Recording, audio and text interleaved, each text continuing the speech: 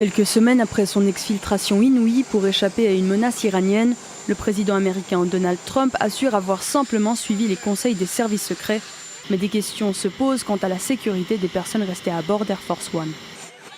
L'avion était trop dangereux pour vous, mais pas pour les journalistes ? En fait, je pense que l'avion dans lequel je me trouvais courait un plus grand risque. Je pense qu'il courait un plus grand risque parce que c'était justement cet avion-là qu'ils auraient visé.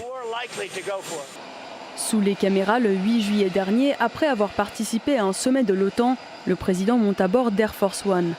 Mais quelques instants plus tard, le président américain est secrètement débarqué dans ce camion.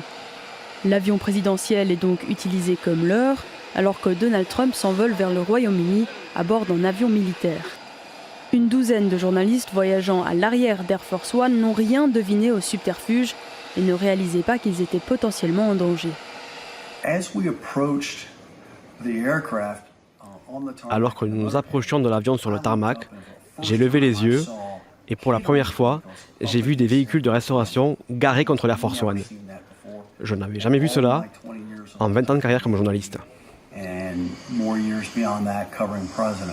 Aussi à bord, des hauts responsables américains, dont le chef de la diplomatie, Marco Rubio. Mais alors que cette stratégie a déjà été utilisée par les services secrets, certains journalistes avaient été avertis des risques qu'ils couraient par le passé. La Maison-Blanche n'a pas confirmé les détails de ce plan de diversion. Les démocrates réclament maintenant une audition au Congrès au sujet de cet incident. Passer à la prochaine prophétie de l'ivresse du Saint-Esprit sur le président des États-Unis, M. Donald Trump. En semaine, une prophétie est annoncée. En semaine, une prophétie a été annoncée concernant le président des États-Unis, M. Donald Trump. Nous allons tout simplement lire. Prophétie de l'ivresse du Saint-Esprit sur le président des États-Unis, M. Donald Trump. L'avion modèle Boeing 745-200B du président des États-Unis, M. Donald Trump, le Air Force One, surnommé forteresse volante ou maison blanche volante, sera forcé de rester immobile au sol ou forcé d'un atterrissage au sol dû à un attentat manqué. L'information sera tout azimut, ça ira dans tous les sens s'il s'agit d'un attentat ou pas. La vérité, c'est que nul n'était l'intervention de notre Seigneur Jésus-Christ, le président des États-Unis, M. Donald Trump. On parlerait de lui au passé. Cette semaine, et précisément mercredi, le président des États-Unis, M. Donald Trump, s'est déplacé pour aller rencontrer son homologue chinois, le président de la Chine, M. Xi Jinping, s'est déplacé en avion avec son avion, le Air Force One, surnommé forteresse volante ou maison blanche volante. Et il est retourné aux États-Unis ce vendredi. Maintenant, prophétie de l'ivresse du Saint-Esprit sur le président des États-Unis d'Amérique, M. Donald Trump. Nous sommes aujourd'hui dimanche, le 17 mai 2026. Pendant son règne,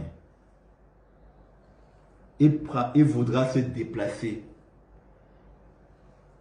et son avion sera attaqué. Soit forcé d'atterrir, soit forcé d'être mobilisé au sol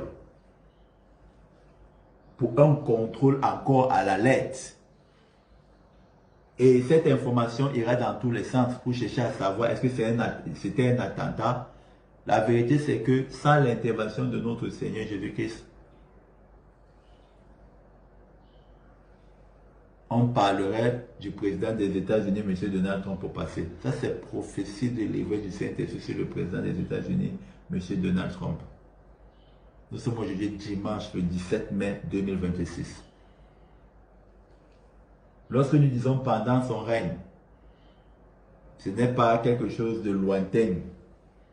C'est-à-dire dans ces multiples déplacements qu'il fera, dans les temps qui suivent, son avion sera une cible, c'est le mot. Livre Saint-Esprit, je ne touche pas ta gloire, je te renvoie. Son avion sera une cible pour l'atteindre. D'où cet avion sera forcé soit d'atterrir, soit forcé d'être immobilisé au sol pour un contrôle total. Pour un contrôle total. Parce que son avion sera pris pour cible pour l'atteindre. Et l'information, ça ira tout azimut. Ça ira dans tout, c'est-à-dire dans tous les sens. Est-ce que c'était un attentat? Est-ce que c'était pas un attentat? La vérité, c'est que sans l'intervention de notre Seigneur Jésus-Christ, on parlerait du président des États-Unis, M. Donald Trump, pour passer. Donc, et le Seigneur Jésus-Christ nous a dit de prier pour lui